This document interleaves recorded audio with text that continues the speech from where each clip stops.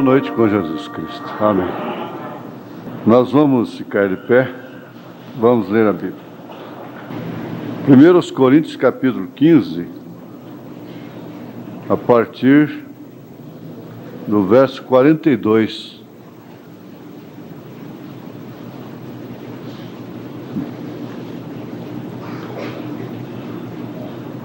Assim também a ressurreição dos mortos,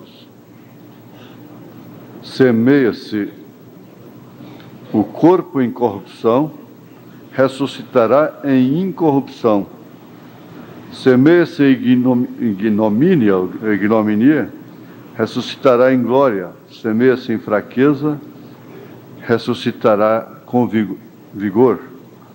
Semeia-se corpo animal, ressuscitará corpo animal, espiritual. Se há corpo animal, há também corpo espiritual. Assim está também escrito: o primeiro homem, Adão, foi feito em alma vivente. O último, Adão, em espírito vivificante. Mas não é primeiro o espiritual, senão o animal. Depois, o espiritual. O primeiro homem da terra é terreno. O segundo homem, o Senhor, é do céu. Qual o terreno? Tais são também os terrenos. E qual o celestial? Tais também os celestiais. E assim como trouxemos a imagem do terreno, assim traremos também a imagem do celestial. E agora digo isto, irmãos, que a carne e o sangue não podem herdar o reino de Deus, nem a corrupção herda a incorrupção. Eis aqui vos digo um mistério. Na verdade, nem todos dormiremos, mas todos seremos transformados num momento, num abrir e fechar de olhos, ante a última trombeta. Porque a trombeta soará e os mortos ressuscitarão incorruptíveis, e nós seremos transformados. Porque convém que isto que é corruptível se revista da incorruptibilidade, e que isto que é mortal se revista da imortalidade. E quando isto que é corruptível se revestir da incorruptibilidade, e isto que é mortal se revestir da imortalidade, então cumprir-se-á a palavra que está escrita: tragada a morte na vitória. Onde está o morte o teu aguilhão? Onde está o inferno a tua vitória? Ora, o aguilhão da morte é o pecado, e a força do pecado é a lei. Mas graças a Deus que nos dá a vitória por nosso Senhor Jesus Cristo.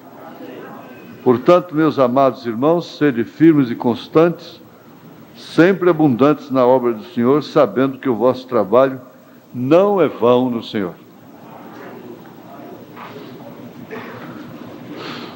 Senhor Deus, nesse dia têm sido levantadas centenas de orações aqui neste lugar. Orações oficiais, dirigidas em voz alta, muitas orações no altar, ali mesmo nos seus bancos, irmãos e irmãs orando em espírito.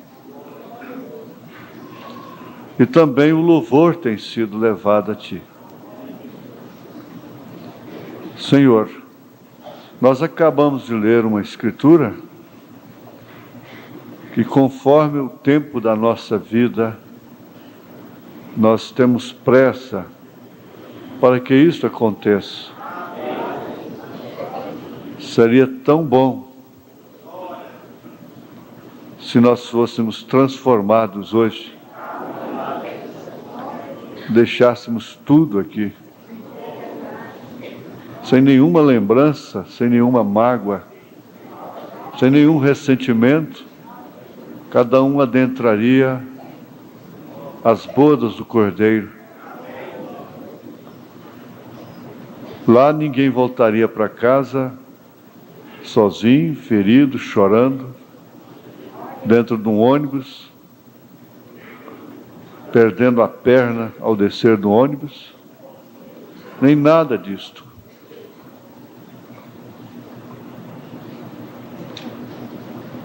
Naquela grande ceia, aquela reunião,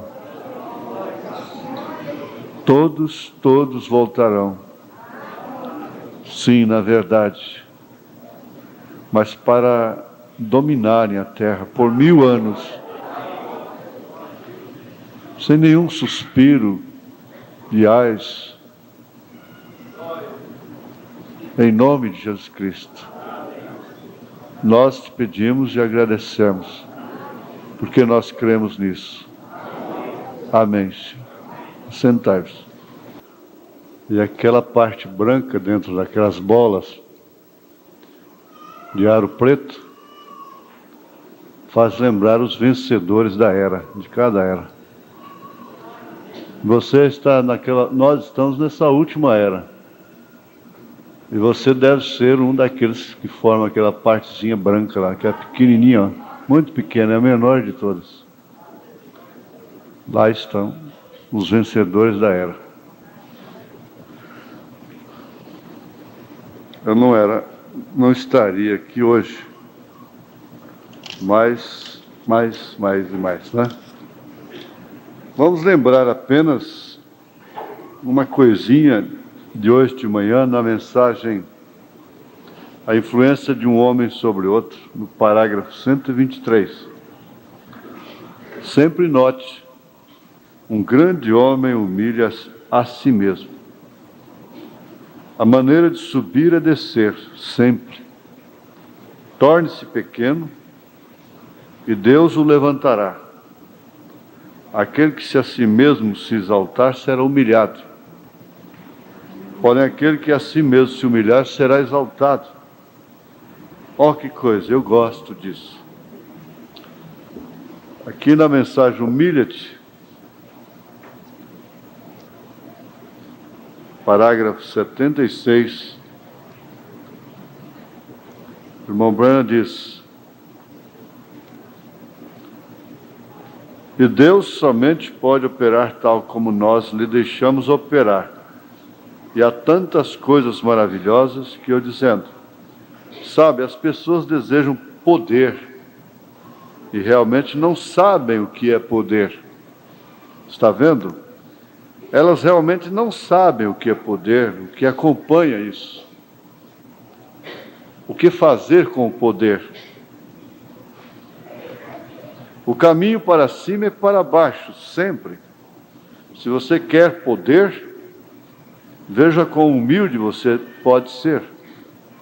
Somente fuja de todos os pensamentos mundanos e humilhe-se diante de Deus, e então você tem mais poder do que o homem que corre por todo o edifício e faz muito barulho.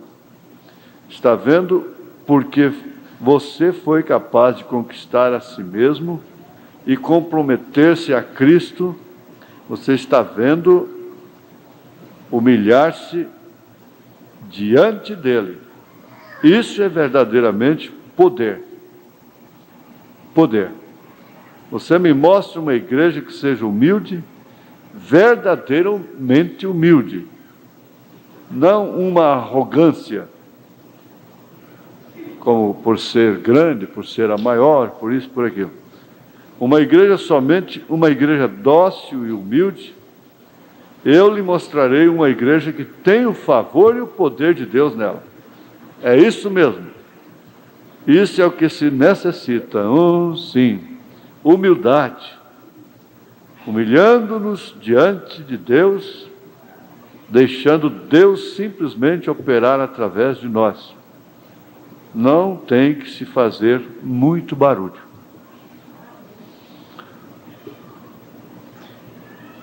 Eu gostaria de discorrer um pouquinho mais sobre o que Paulo está falando aqui, nesse capítulo da sua primeira carta aos Coríntios, capítulo 15, né? Que é o capítulo da ressurreição. E, por certo, encontramos nele a justificação da nossa fé. A justificação da nossa fé é exatamente a ressurreição de Jesus Cristo. Se Jesus não tivesse ressuscitado, vã seria a nossa fé. Eu gosto muito e nunca vou deixar de falar nisto. Há uma tumba aberta lá em Jerusalém, testificando que esta também será aberta um dia. O Evangelho de Jesus Cristo é pregado, é anunciado desde então, baseado na ressurreição, no poder da ressurreição. E os irmãos há de convir que realmente nada teria sentido, nenhuma religiosidade moral, procurar limpar a vida, se disciplinar, autodisciplinar-se, não é? E tantas outras coisas, se abster disto, daquilo, se realmente Cristo não houvesse ressuscitado. Então o próprio apóstolo diz que melhor então seria comer, beber, comamos e bebamos, que amanhã morreremos, então somos como animais irracionais. Não tem nenhum destino depois daquilo. Não tem nenhum acerto, não tem nenhum paradeiro. Não. Na verdade, o homem tem espírito, o homem tem alma. E ele não morre com a morte física. Mesmo o ímpio não morre na primeira morte. Ele enfrentará uma segunda morte. Nós encontramos isto, se não me falha a memória, aqui em Apocalipse 20. Ele faz menção daqueles que reinaram com Cristo por 1000 anos, isto porque participaram da primeira ressurreição. Mas os outros mortos não reviveram, até que os 1000 anos se acabaram. Então, se referindo à primeira, ele diz: esta é a primeira ressurreição. Versículo 5. No versículo 6 ele continua dizendo: bem-aventurado e santo aquele que tem parte na primeira ressurreição. Sobre estes não tem poder a segunda morte. Mas serão sacerdotes de Deus e de Cristo e reinarão com ele 1000 anos. Então, sobre estes que ressuscitam na primeira ressurreição para a vida, a segunda morte não tem poder sobre eles. A segunda morte significa a separação eterna de Deus, definitiva. Por quê? Depois da primeira ressurreição, nós temos o milênio, e ao final do milênio vamos ter o julgamento do trono branco. Então ainda há aqueles que serão salvos, simplesmente salvos. Mas eles já foram salvos. Eles não serão salvos na grande tribulação, nem depois do milênio. Eles já foram salvos. Isso não há como se contestar, não? Eles já foram salvos, já entraram para a grande tribulação salvos. Ninguém se salvará mais na grande tribulação. Ninguém.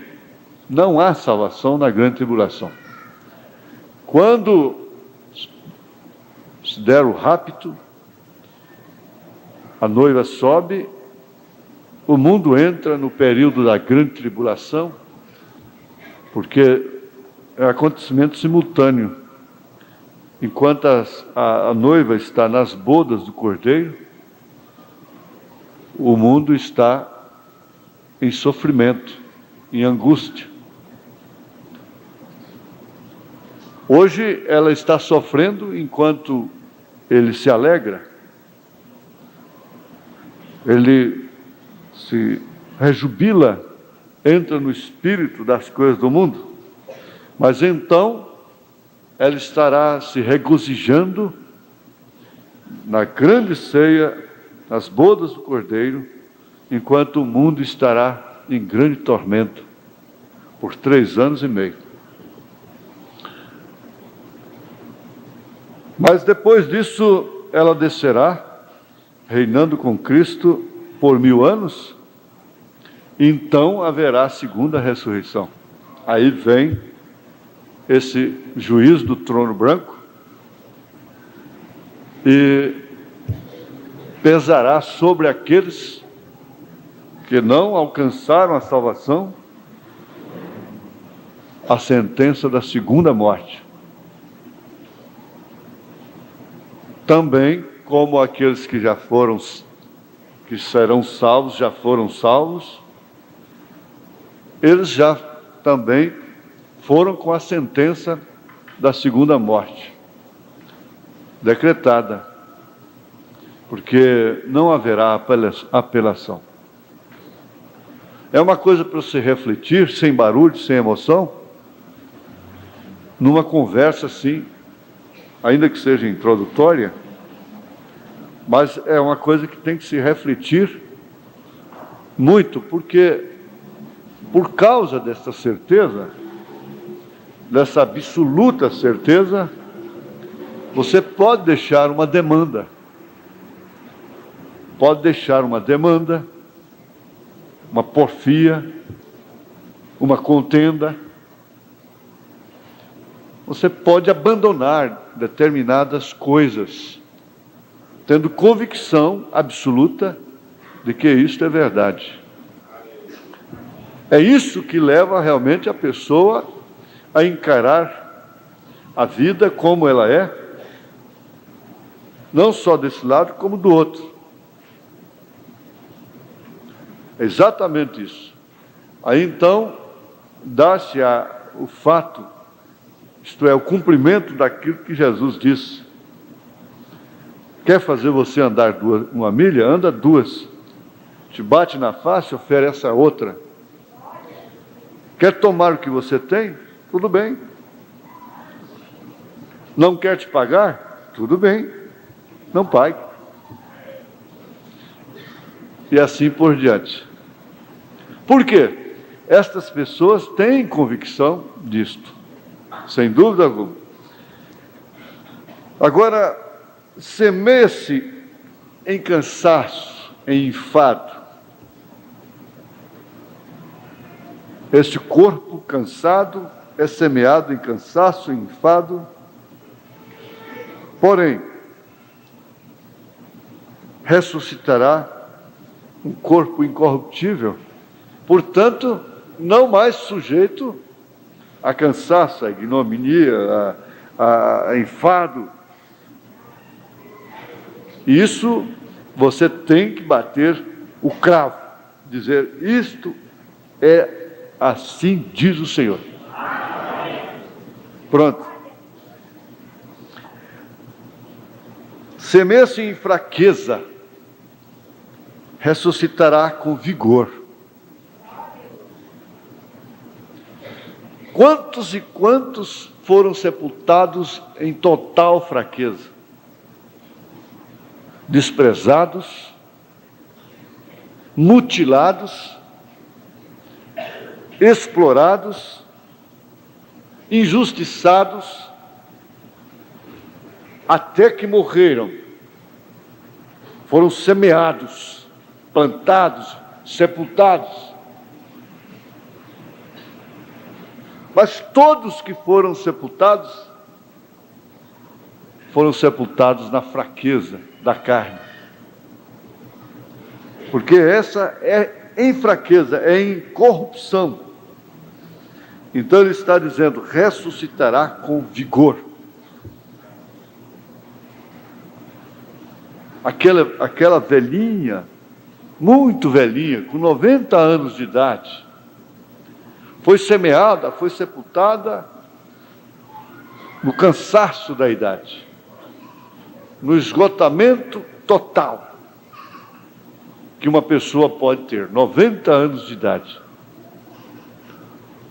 Mas, quando o profeta de Deus foi lá em cima, numa êxtase, então o anjo lhe mostrou uma moça muito bonita, formosa mesmo,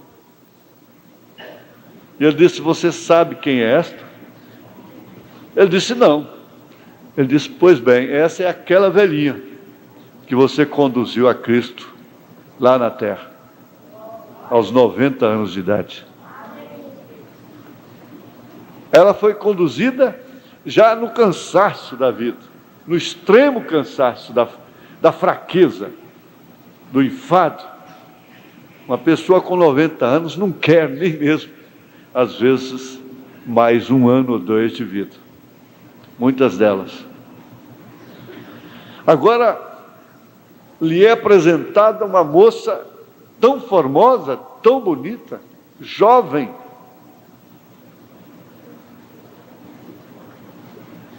Era aquela que tinha sido sepultada como sua mãe foi, como seu pai foi, como seu filho, sua filha, foi sepultado.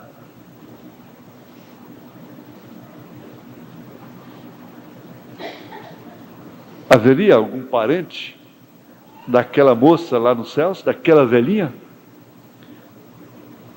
Na sexta dimensão? Não se sabe se nem mesmo a sua própria mãe, seu próprio pai, ou quem quer que seja, estava lá.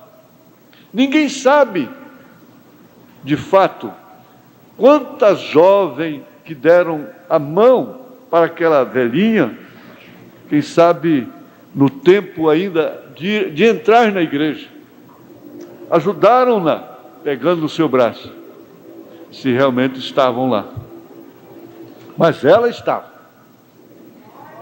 Então ali está uma manchinha branca na última bola preta, falando dos vencedores. Estes são os vencedores. É muito pouquinho. O importante é que você está, não é esteja não, está lá, está.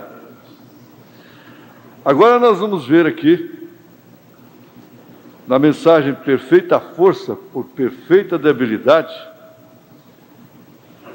a partir do parágrafo 121, o profeta diz: ele nos traz aqui na terra para então nós somos educados, somos espertos. Você alguma vez observou as linhas, as linhagens? Quando tomamos, por exemplo, como Abel, de Abel veio Sete, a linhagem de Sete veio logo abaixo no tempo de Noé. Todos eles eram simplesmente humildes fazendeiros. A linhagem de Sete, que foi a outra semente que Deus deu no lugar de Abel.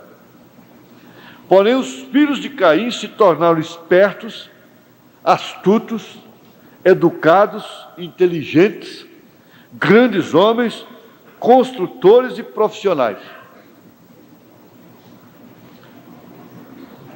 Porém, o lado de Deus era fraco e humilde. Aquilo é como Deus os usou.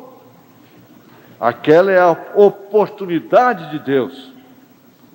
Aquela é a maneira de Deus para chegar a nós. É quando estamos fracos. Obtemos algo então.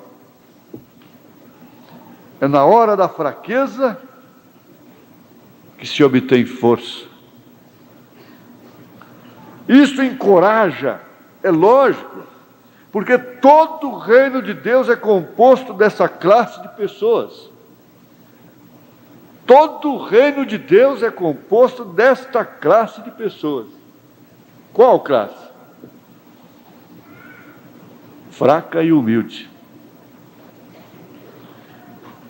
Então, quando você alcança aquela classe de caminho, então você está em seu reino.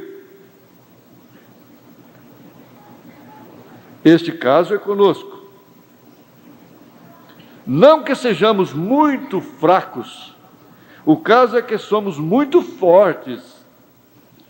Somos simplesmente muito fortes, é tudo.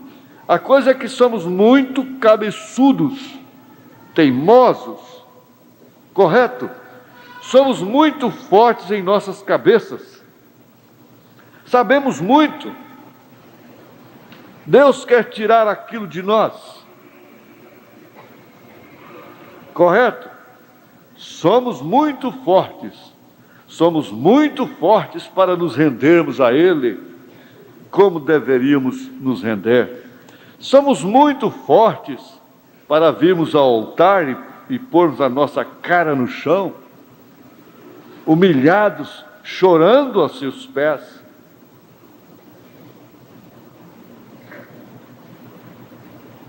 Somos muito fortes para pedirmos perdão pelas nossas ofensas, quando ofendemos a nossos irmãos.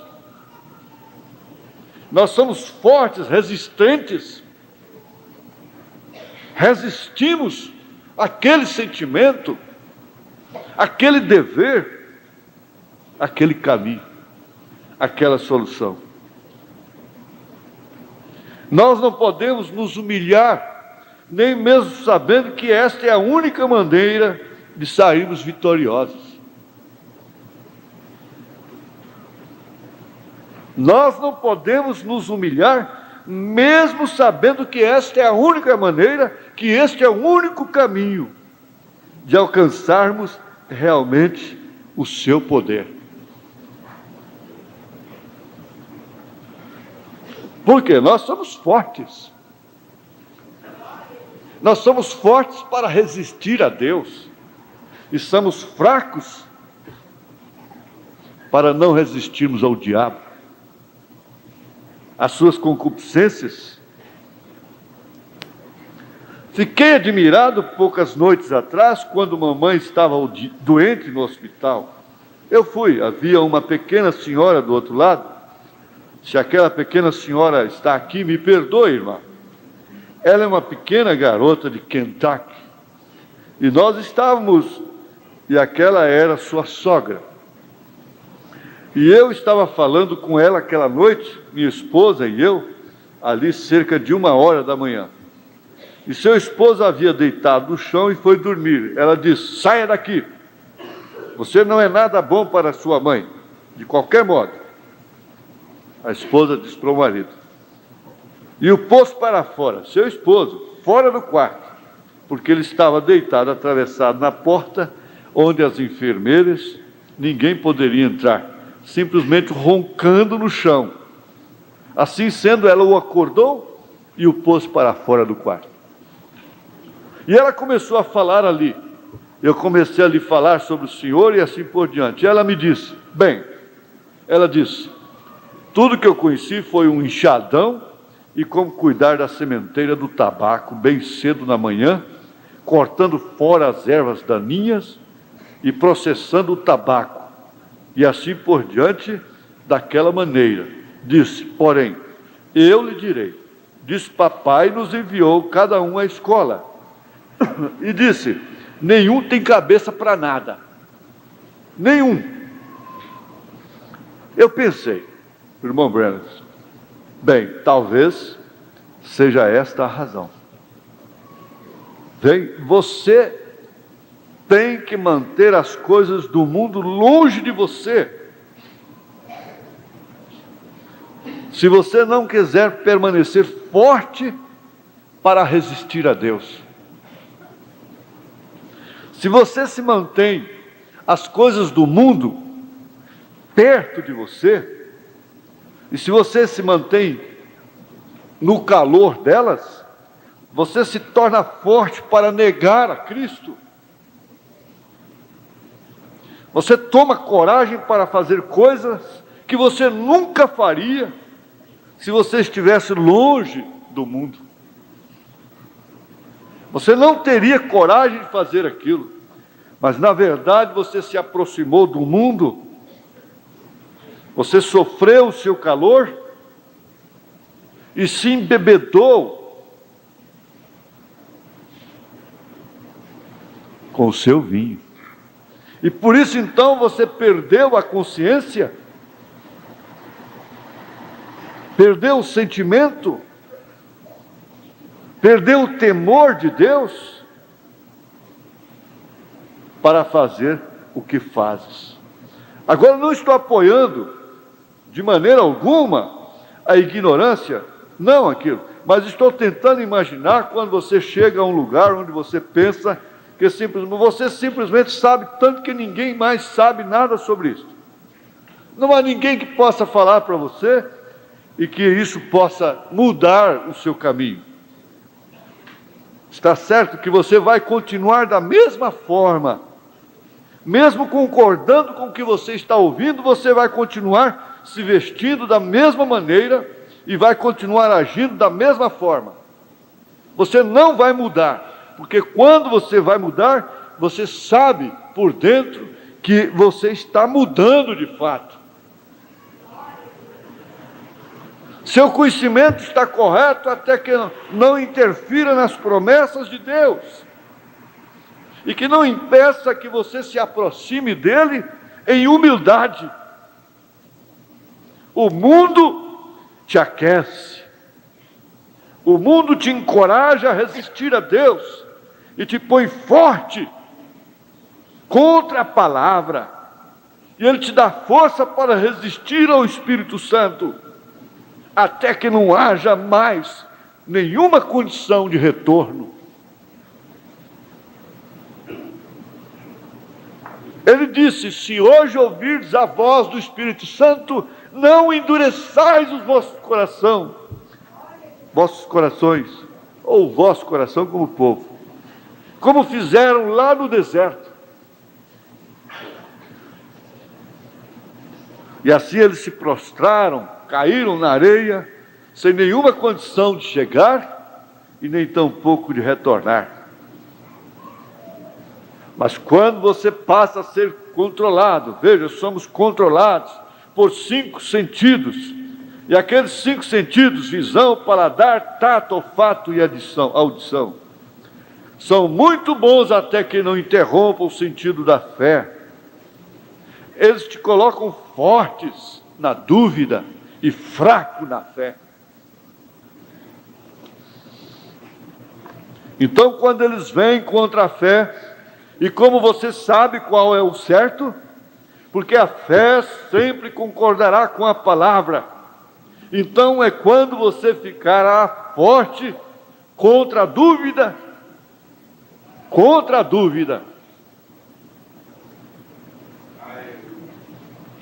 ficando forte contra a dúvida, você está forte na fé. Você está forte contra o pecado. Você está forte contra a enfermidade, a doença, seja qual for o seu nome. Então, quando eles vêm contra a fé, e como você sabe qual é o certo, porque a fé sempre concordará com a palavra. Então, se sua fé é contrária à palavra, você pensa que é, então você não tem fé. Você tem uma crença manufaturada. Você não tem confiança para começar. Você está forte na dúvida e fraco na fé.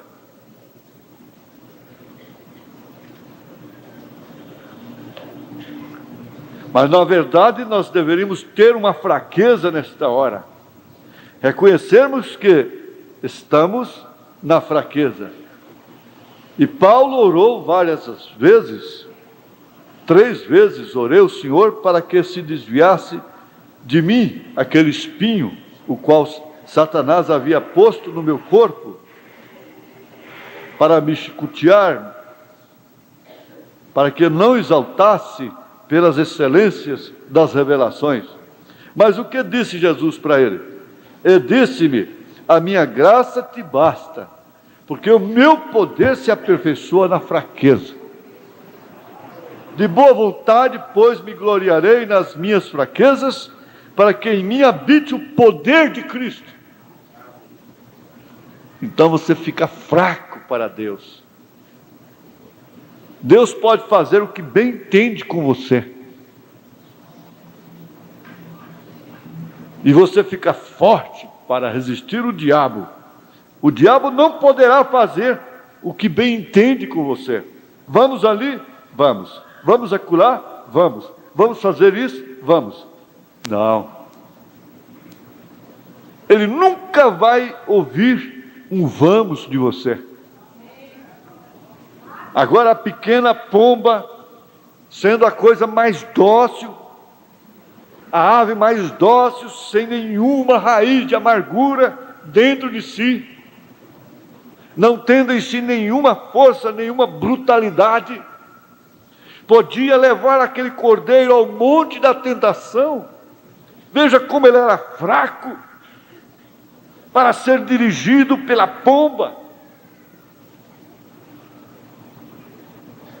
Ela pôde levá-lo até mesmo à cruz. Ele não tinha como resistir os seus pequenos toques. Ele era fraco. E Deus podia fazer, a pomba podia levá-lo até mesmo à morte. Porque ele era fraco. É essa fraqueza que aperfeiçoa. Veja, a minha graça te basta, porque o meu poder se aperfeiçoa na fraqueza. De boa vontade, pois, me gloriarei nas minhas fraquezas, para que em mim habite o poder de Cristo, pelo que sinto prazer nas fraquezas, nas injúrias, nas necessidades, nas perseguições, nas angústias, por amor de Cristo, porque quando estou fraco, então sou forte.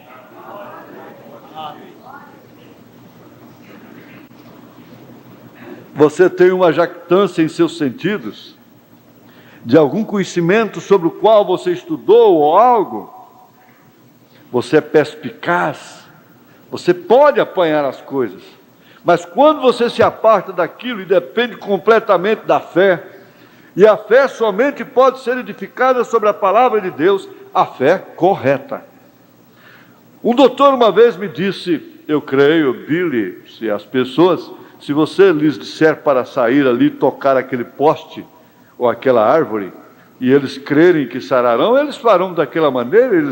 Eu disse, não senhor, não senhor, não pode doutor, por causa destas coisas. Vê, as pessoas sabem que aquele é simplesmente um poste, eles sabem que não há virtude nem força naquele poste, porém qualquer homem que tem sua mente balanceada, saberia que aquela é a palavra do Deus vivo, que eu posso basear minha fé naquilo e saber que é o assim diz o Senhor.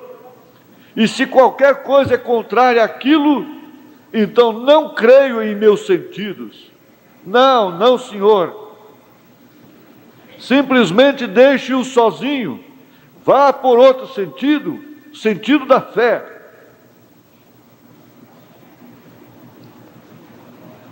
É fácil você dizer, eu duvido de mim.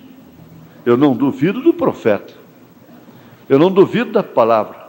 Eu não duvido de Deus. Eu duvido de mim. Não importa o quanto interpretem isso mal. Não importa o quanto isso soe mal contra mim, contra você. Mas eu duvido de mim. Eu não duvido da palavra. Eu não posso duvidar do profeta, eu não posso duvidar de Deus, eu duvido de mim. Correto? Deus toma aquelas pessoas para fazer quando elas são ninguém, elas se renderão a Ele. Veja, voltemos lá. De que maneira isso tem que ser levado? Dessa forma, porque é uma lei que ninguém pode mudar. Semeia-se em ignominia, ressuscitará em glória. Semeia-se em fraqueza, ressuscitará com vigor. Semeia-se corpo animal, ressuscitará corpo espiritual. Se há corpo animal, há também corpo espiritual. Enquanto é animal, tem que ser animal. Enquanto animal, é fraqueza, é cansaço, é enfado. Enquanto é animal, a tendência é essa, é duvidar. Eles estavam com Jesus pessoalmente. E Jesus teve que censurá-los, dizendo: vocês são tardos, necios de corações. Eu estou convosco há quanto tempo? E vocês ainda duvidam? Em outras palavras, vocês estão pensando que eu ia morrer afogado aqui com vocês, nesse barco? Bonito! A Bíblia teria uma história depois.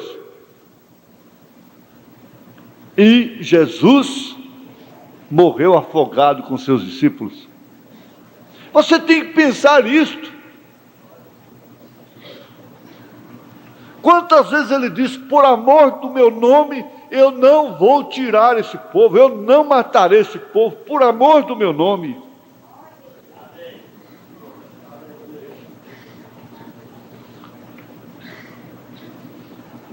Ele estava dentro do barco, não estava? Estava sim. Agora, no princípio era o Verbo, e o Verbo estava com Deus, e o Verbo era Deus, e nada do que foi criado sem Ele.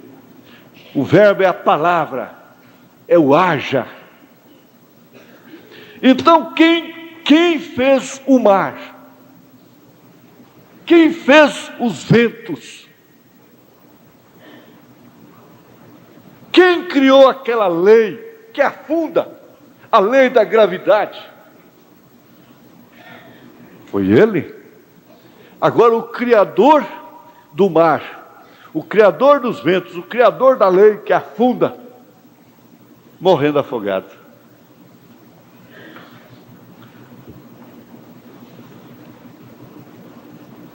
A irmã, o irmão, está sendo, nesta hora, intimado, desafiado a analisar isso, porque ele está dentro do seu barco. Agora não importa se o barco está jogado para lá e para cá, para lá e para cá, você está em fraqueza. Agora, quando nós estamos fortes, aí é diferente.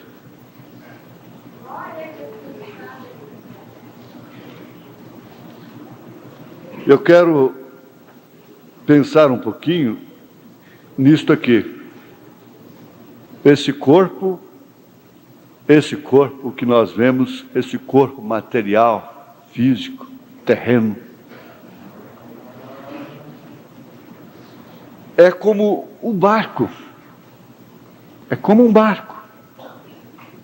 Ele é templo, ele é barco. Por quê? Ele é recipiente.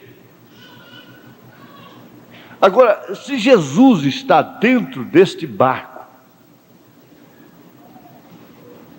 então você está sendo jogado para lá e para cá, porque os ventos estão aí, constantemente, diariamente, e nos jogando para chocarmos. Mas como é que você pode, o profeta diz ali, no mensagem que está aberta em cima da minha mesa, ele disse: Deus não pode te perder. Ele não pode nunca te perder. Se Ele te comprou, se Ele te salvou um dia, Ele não pode te perder. Deus nunca perdeu. Aqui na carta aos Romanos, São João, no Evangelho segundo São João, capítulo 10, versículo 26.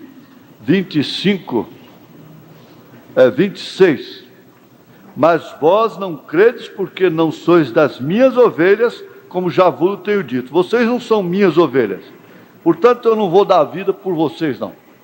Vocês não são minhas ovelhas, eu não sou pastor de vocês. Mas agora, as minhas ovelhas ouvem a minha voz, e eu conheço-as, e elas me seguem, e dou-lhes a vida eterna, e nunca hão de perecer, e ninguém as arrebatará da minha mão. Meu Pai que mas deu é maior do que todos, e ninguém pode arrebatá-las da mão de meu Pai. Então a mão dele é a mão do Pai, porque ninguém pode arrebatá-las da minha mão. Depois ninguém pode arrebatá-las da mão de meu Pai. Eu e o Pai somos um, é por isso que a mão dele é a minha é a dele. Agora, como que eu vou perder uma ovelha que eu comprei e paguei, sendo eu Deus? O profeta diz ali, naquela mensagem assim, que ele te recolhe, ele pode te recolher antes do tempo. Ele diz: vem para casa, filho, já que você não quer permanecer na minha palavra, então eu vou te recolher, eu vou te chamar, vem embora. Mas te perder, não. Eu lembrei agora da história daquele barquinho encastuado de ouro, e que foi embora nas águas, né? O menino escapuliu dele e foi embora nas águas. Chegou lá embaixo, alguém pegou no porto lá, e eu sei que um belo dia ele visitando, ele chorou demais a perda do barquinho, e ele viajou com seu pai, visitando ali aquela cidade. Ele viu lá na vitrine um barquinho, o barquinho estava lá com o preço tal. Ele disse: esse barquinho é meu. Ele disse: não, ele não é seu, para ser seu você tem que pagar tanto, está aí o preço. Aí o seu pai, comovido, foi lá e pagou o barquinho. O menino pegou o barquinho, disse: barquinho, você agora é meu 2 vezes. Primeiro, porque o meu pai me deu você, e agora ele comprou de novo, então você é meu 2 vezes. Você quer saber de uma coisa? Você é de Jesus 2 vezes. Primeiro, porque foi ele quem te fez, foi ele quem te criou. Depois de tudo, veja só, o comerciante bota lá na vitrina do pecado, expõe lá no pecado, joga lá fora, ele vai lá e compra com seu sangue. Então ele te pega e diz: você teimoso, aqui, cabeçudo, tem que saber que você é meu 2 vezes, cabeçuda, você é minha 2 vezes agora, não tem para onde você ir, cabeçuda. Ele diz aqui, ó, é tudo, a coisa é que somos muito cabeçudos, nós somos teimosos. O que você está pensando? Quando ele olhou lá de cima, muito antes da fundação do mundo, ele olhou através do tempo, ele viu uma cidade chamada Jericó, e aquela cidade cercada de muralhas que podiam passar carruagens, 2 carruagens paralelas, em cima do muro, a cidade cercada, e ainda sobrava para fazerem casas,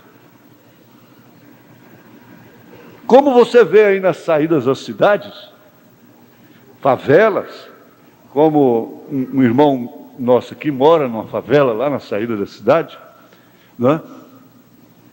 Então, ela estava lá, uma casinha, uma moça muito bonita, isso Deus vendo lá desde antes da fundação do mundo. Seu pai paralítico, sua mãe também entrevada, e ela teve que vender seu corpo para tratar dos seus pais. E ela estava sofrendo demais, sendo abusada demais.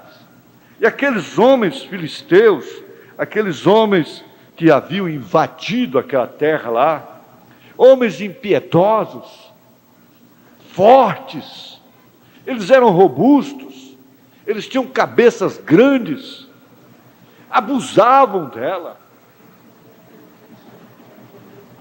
Mas um certo dia, ela percebeu, isso Deus vendo tudo antes da fundação do mundo.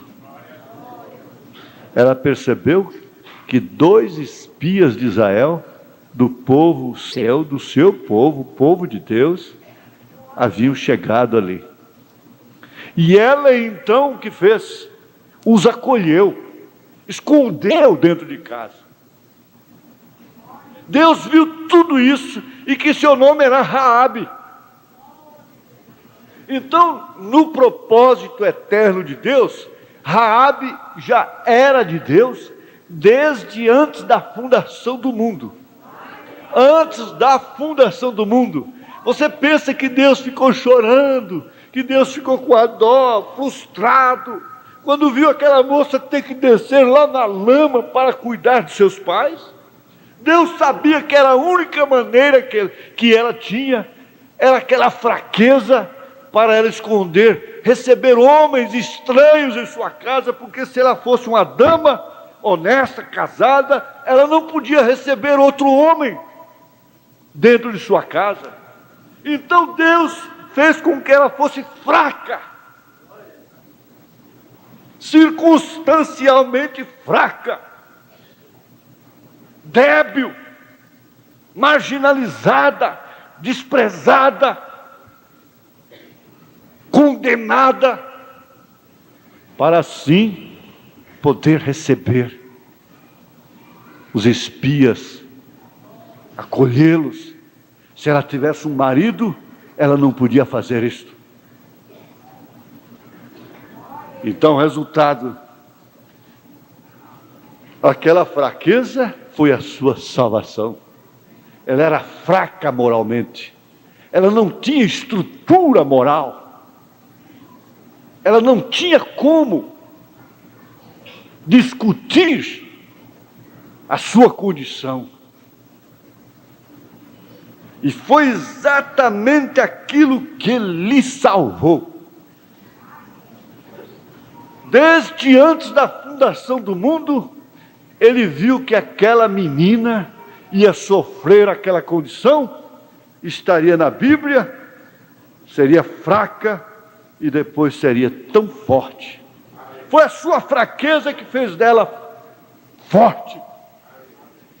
Ela expôs o sinal vermelho na porta, um cordão orientada pelos próprios espias de Deus, e sua casa ficou reservada, não pôde cair. Você tem que saber isso. Ela não pôde cair. Por que sua casa cai e da Raabe não cai?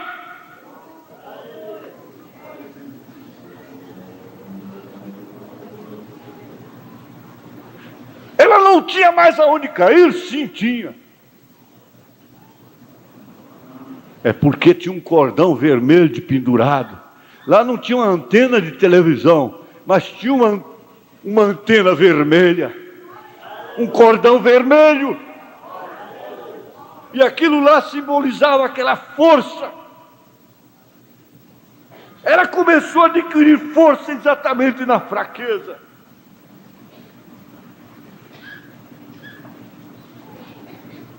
E lá, exatamente lá, naquele lugar, ela obteve aquilo que muitos e muitas israelitas não obtiveram. Isso que é um desafio. Pessoas que podiam ser fortes, pessoas que podiam ser vitoriosas, pessoas que podiam ter entrado na terra prometida, pessoas, quantas moças de Israel poderiam ter casado, uma delas se casado com Salmão, o general, mas foi ela, foi Raabe, para ser mãe de Davi. E Davi, veja, a descendência de Davi vem Cristo.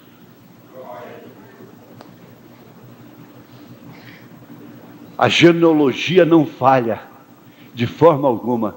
De onde vem essa descendência? Essa árvore genealógica vem de uma moça que teve que prostituir para cuidar de seus pais. Que fraqueza! Que condição mais débil! Mas eu pergunto, preste bem atenção, por que que Israel, muitas pessoas que eram filhas de Israel, originalmente filhas, por que não dizer milhares, 2 milhões, não entraram e não pisaram, não chegaram onde Raabe chegou? Por quê?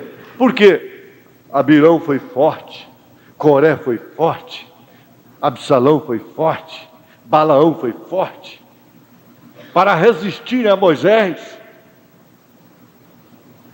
Eles foram ousados, eles foram corajosos, para abrirem a boca e conspirarem, blasfemarem. Eles são fortes, eles são corajosos, eles são ousados.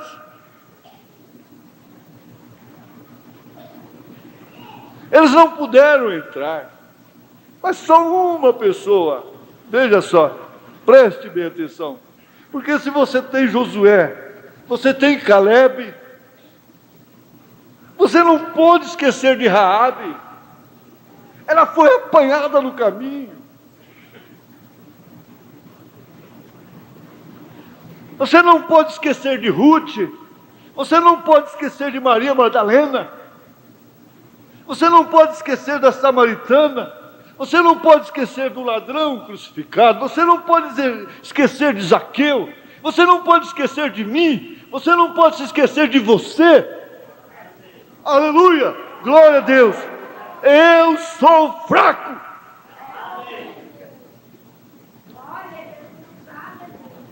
Você é fraca, você é fraco, você não pôde resistir ao Espírito Santo quando Ele enviou a sua mensagem neste dia, nesta hora. Você não teve como rejeitá-la. Agora, quando Paulo está falando dessa semeadura, é claro que ele está falando desse corpo que é semeado lá na sepultura, ele está falando da ressurreição, mas tudo isso só opera quando operou antes. Em outro sentido, esse mesmo fenômeno, antes, perfeitamente antes de acontecer aquilo de você descer à sepultura mesmo, fisicamente falando. Aquele que crê em mim, ainda que esteja morto, viverá, disse Jesus Cristo. Aquele que crê em mim tem vida eterna.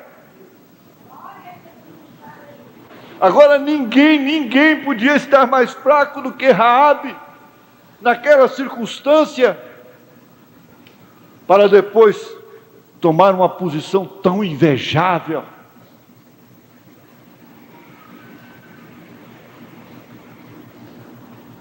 Eu quero voltar aqui um pouquinho nisso que o irmão Branham disse aqui. Sempre note, um grande homem humilha a si mesmo. A maneira de subir é descer sempre. Torne-se pequeno e Deus o levantará. Aquele que se mesmo se exaltar será humilhado, porém aquele que a si mesmo se humilhar será exaltado. Oh, que coisa, eu gosto disso. Você tem humildade para saber, para dizer assim, eu errei? Não, eu não errei. Mas dentro do coração você sabe que você errou. Mas é um orgulho. Sabe, as pessoas desejam poder e realmente não sabem o que é poder. Está vendo? Elas realmente não sabem o que acompanha esse poder. O caminho para cima e para baixo. Você pensa que ser esposa de um general é coisa qualquer? Vai exigir de você uma postura tão importante, tão fina. Agora você que estava acostumado a uma vida tão comum, tão fraca, tão débil, você não sabe o que acompanha isso. O caminho para cima e para baixo foi exatamente o caminho que você entrou por ele. Se você quer poder, veja quão humilde você pode ser. Você aceita, você recebe, você põe em prática.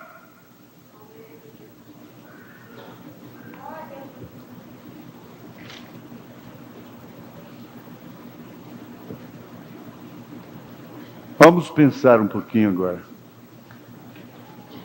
Teria alguma pessoa, não vamos pensar agora em cura, não. Vamos pensar em outra coisa muito maior do que cura. Vamos ficar em espírito de oração.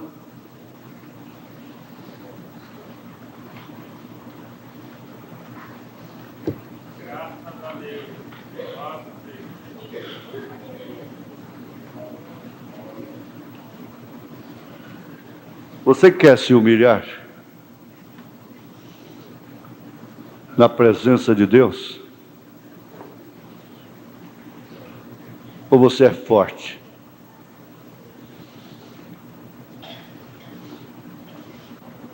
Você quer se humilhar na presença de Deus?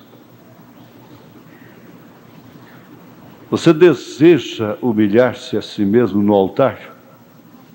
O altar está aqui. Não sei se é crente, não sei se é visitante, não sei quem é. Eu sei de uma coisa: se você deseja de alma nesta hora se humilhar no altar, você sabe por que você está se humilhando. Você sabe para quem você está humilhando. Você sabe o porquê e para quê. E Deus sabe muito melhor do que você.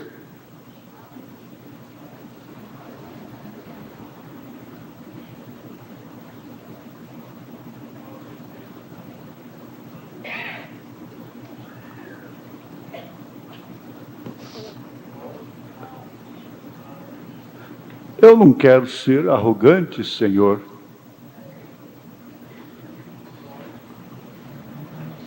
Eu não quero ser arrogante, eu não quero ser importante.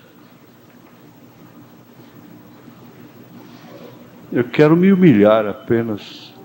Eu estou forte demais, minha natureza está muito forte, meu coração está forte demais.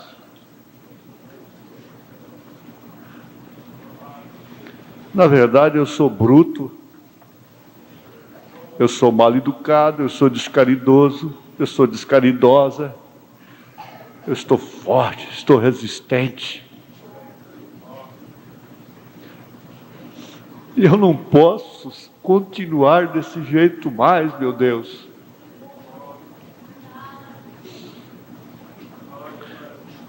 A minha carne está sempre pronta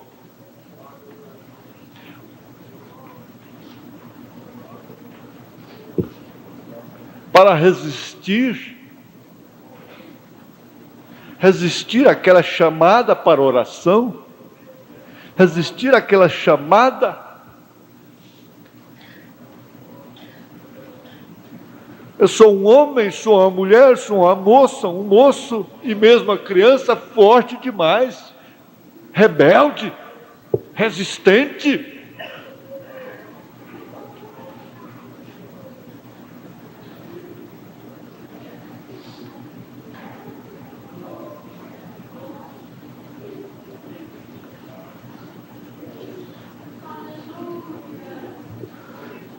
Oh, Jesus, por que eu tenho sido tão forte, quando era tão fraco para obedecer?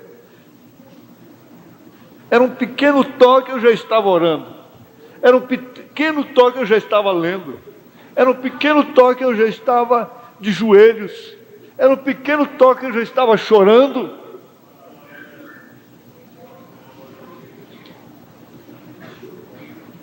E agora não. Eu estou forte. sou resistente. Quando a tua palavra diz, resistir o diabo, e ele fugirá de vós. Não é resistir a Deus, não. Não é resistir ao Espírito Santo.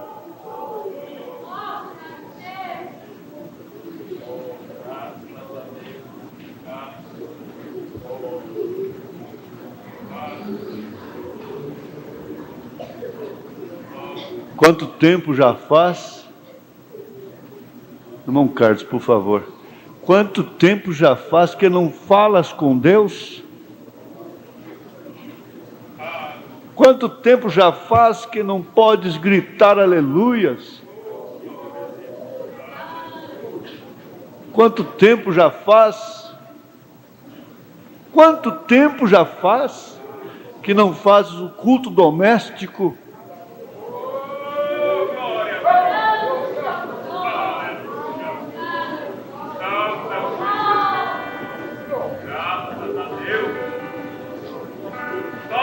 Quanto tempo já faz que eu não posso dizer Deus te abençoe, querida? Quanto tempo já faz que eu não digo Deus te abençoe, meu amor, meu querido? Quanto tempo já faz que eu não digo, não posso dizer Deus te abençoe, papai? Deus te abençoe, mamãe. Eu te amo, papai. Eu te amo, mamãe. Eu te amo, meu filho. Eu te amo, minha filha. Quanto tempo já faz? Quanto tempo já faz que ficaste forte? Forte. É forte demais para suportar tantas mensagens poderosas. Pode pôr fitas do irmão Brana rodando dia e noite, mas está forte. Resiste, resiste.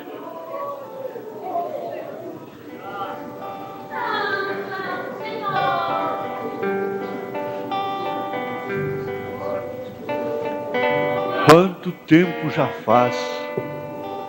Quanto tempo? Aleluia.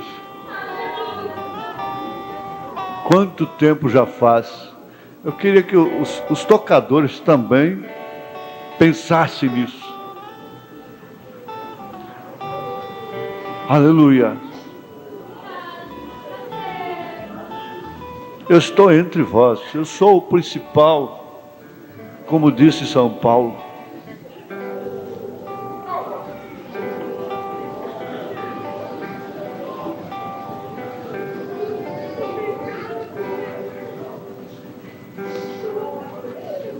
Eu não sei, alguma coisa vai te acontecer de bom. De bom. É de bom mesmo. De real, de verdadeiro. De justo.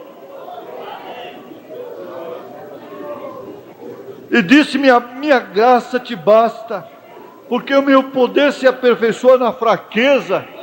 Qualquer coisa você está derretendo na minha presença, não é? De boa vontade, pois, me gloriarei nas minhas fraquezas, para que em mim habite o poder de Cristo. Pelo que sinto prazer nas fraquezas, sinto prazer nas injúrias, nas necessidades, nas perseguições, nas angústias, por amor de Cristo. Porque quando estou fraco, então sou forte.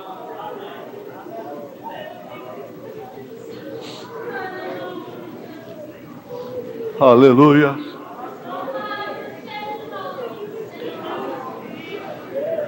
Senhor Jesus, esse não é um apelo rotineiro. Esse não é um apelo para exortação, para correção. Não é isso. O senhor sabe que não é. Isso está acontecendo de uma forma normal, natural. Graças a Deus, glória a Jesus.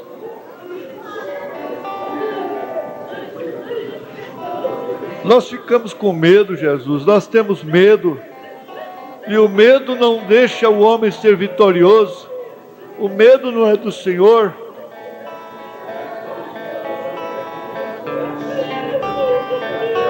Senhor Jesus,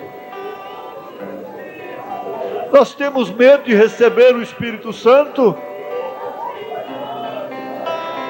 O que estará acontecendo? Nós temos medo de receber o Espírito Santo.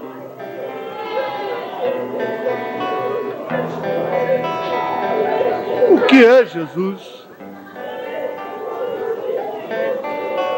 Nós temos medo de mudar de vida. Nós temos medo de dizer sobre tua palavra eu lançarei a rede. Sobre tua palavra eu lançarei a rede.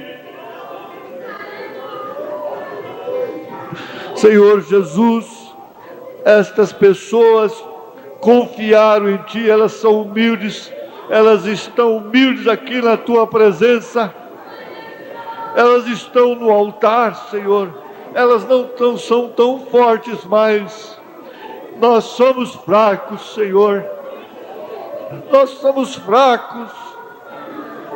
Raabe era fraquinha demais, estava arrasada, estava acabada, não tinha nada para ela, senão abusos.